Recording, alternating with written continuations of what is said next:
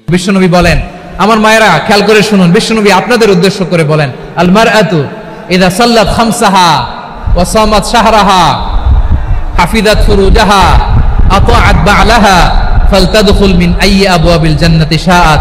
বিশ্বনবী বলেন, ও রমণীরা, ও নারীরা, যে সমস্ত নারী এই চারটা কাজ করবে, এই চারটা কাজের গ্যারান্টি দিবে, তাদেরকে জান্নাতের 8টা দরজার গ্যারান্টি দেয়া হবে।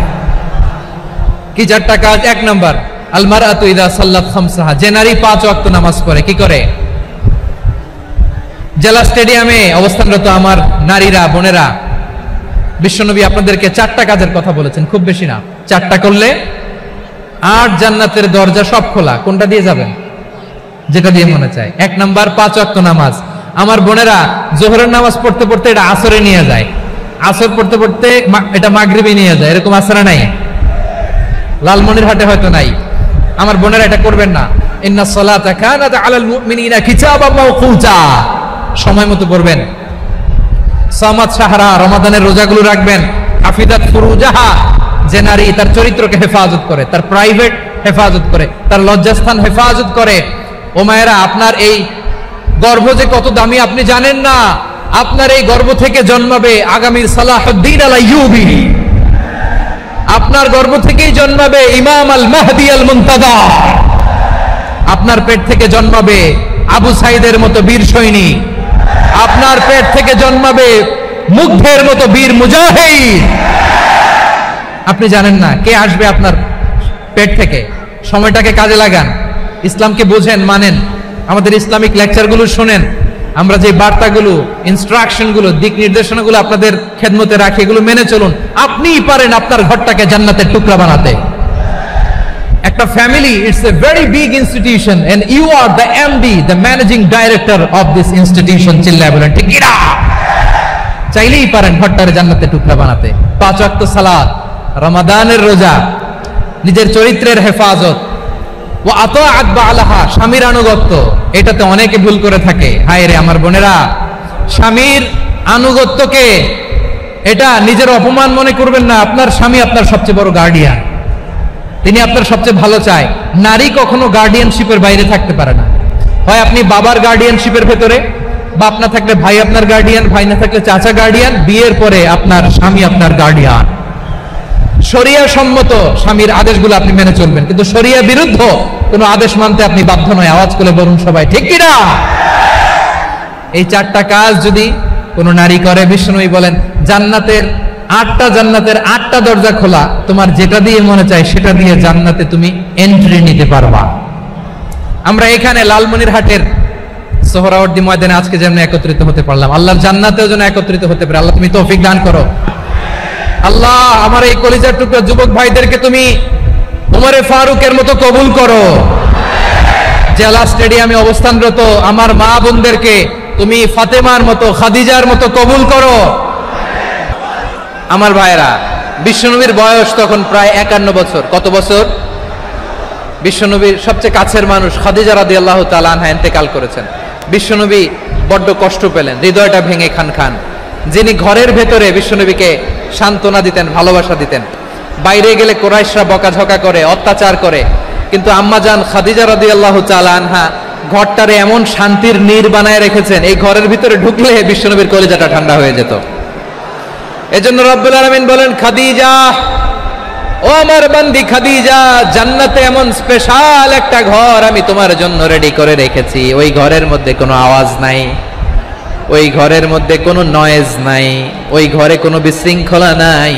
কারণ মক্কার জমিনে আমার নবী কুরাইশদের বিশৃঙ্খলা, নয়েজ আর ঝামেলাগুলোকে উপেক্ষা করে যখন তোমার ঘরের ভিতরে ঢুকতো, ঘরটারে তুমি শান্তির নীড়, ঠান্ডা, নীরব, নিস্তব্ধ, নিঝুম আর শান্তির নীড় বানিয়ে রেখেছো।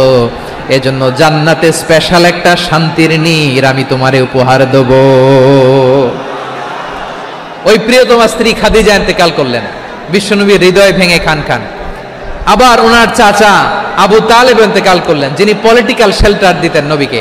কে দিতেন? আবু তালেবের ভয়ে, বিশ্বনবীর এই চাচার ভয়ে কোনো মুশরিক নবীর গায়ে হাত দেওয়ার সাহস পায় নাই। এখন স্ত্রীও নাই, চাচাও নাই, নবীকে আশ্রয় দেওয়ার কেউ নাই, নবীর চারদিকে অন্ধকার, নবী এখন কই যাবেন? আমার পেয়ারা নবী নতুন স্টেশন খুঁজতেছেন, নতুন দাওয়াতি প্ল্যাটফর্ম খুঁজতেছেন। তিনি যায়েদ বিন হারেসা রাদিয়াল্লাহু তাআলা আনহুকে নিয়ে মক্কার পাশের একটা নেইবরিং সিটি তায়েফে চলে গেলেন। কোথায় চলে গেলেন? লালমনিরহাটের ভাইয়ের আওয়াজ করে বলেন, কোথায় গেলেন? তায়েফে চলে গেলেন দিনের দাওয়াত দেওয়ার জন্য। কি দেওয়ার জন্য? নাকি জমি কিনতে গেছিলেন? জমি কিনতে? দুনিয়ার যশ খ্যাতির জন্য? নিজের কোনো লাভের জন্য? তায়েফবাসীদেরকে জাহান্নামের আগুন থেকে বাঁচানোর জন্য। আওয়াজ করে বলতে হবে, ঠিক কি না? বিশ্বনবী বিশাল মরুপথ, পাহাড়ি পথ পাড়ি দিয়ে তায়েফের মরুজমিনে গেলেন কোরআনের দাওয়াত নিয়ে, ইমানের দাওয়াত নিয়ে। কিন্তু তায়েফের লোকেরা বিশ্বনবীর দাওয়াতকে শুধু প্রত্যাখ্যান করেই থামে নাই, তারা বিশ্বনবীর সাথে অত্যন্ত খারাপ আচরণ করেছে, বিশ্বনবীকে শারীরিকভাবে হেনস্থা করেছে, আমার নবীকে শারীরিকভাবে অত্যাচার করেছে, আমার পেয়ারা নবীর গায়ে পাথর মেরেছে, বিশ্বনবীর গা বেয়ে ঝরঝর করে রক্ত ঝরেছে, নবী জামিনের মধ্যে লুটিয়ে পড়েছেন, আবার মেরেছে, আবার নবী হাঁটতে শুরু করলেন, পেছন থেকে আবার মেরেছে, আবার নবী রক্তাক্ত হয়ে জামিনের মধ্যে লুটিয়ে পড়লেন, আবার মেরেছে। বিশ্বনবীর মতো এত সুশ্রী মানব, বিশ্বনবীর মতো এত শুভ্র মানব, বিশ্বনবীর মতো এমন চমৎকার দেহাবয়ব দিয়ে রব্বুল আলামিন কাউকে বানান নাই। এরকম চমৎকার মানুষটাকে তারা তায়েফের ওই জমিনে রক্তাক্ত করেছে। বিশ্বনবী দুনিয়ার কোনো স্বার্থের জন্য সেখানে যান নাই, নিজের কোনো লাভের জন্য, প্রাপ্তির জন্য যান নাই, তায়েফবাসীদের জাহান্নামের আগুন থেকে বাঁচাতে গিয়েছেন। ঠিক কিনা বলেন? খেয়ে না খেয়ে দিন প্রচারের কাজে নিজেকে দিয়েছ বিলিয়ে, তায়েফের কাফিরেরা চিনল না সে আলো, দুষ্ট ছেলেদের পিছু দিল লেলিয়ে, পাথরের আঘাতে ক্ষত বিক্ষত হয়ে সারা শরীর থেকে রক্ত ঝরে। হে রাসূল তোমাকে ভুলি আমি কেমন করে, হে রাসূল তোমাকে ভুলি আমি কেমন করে। পারেন না আপনারা? ধরুন আমার সাথে, হাজার ব্যথা বেদনার পরে ফিরে আসনি তুমি আপন ঘরে, দিনের আলো তুমি ছড়িয়ে দিতে, চলে গেলে মদিনায় মক্কা ছেড়ে।